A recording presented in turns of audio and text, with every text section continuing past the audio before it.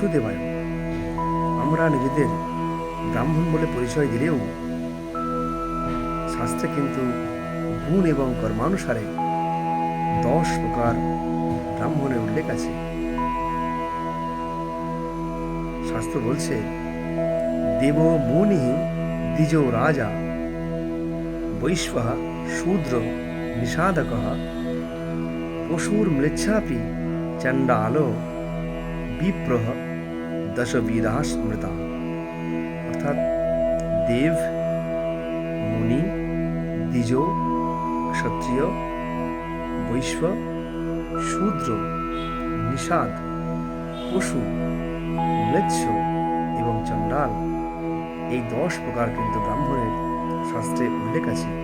এবার যে ব্রাহ্মণরা যে কর্ম করেন সেই কর্মানুসারে তারা সেই ব্রাহ্মণের অন্তর্ভুক্ত, এটাই শাস্ত্র বলছে। ওম নমো ভগবতে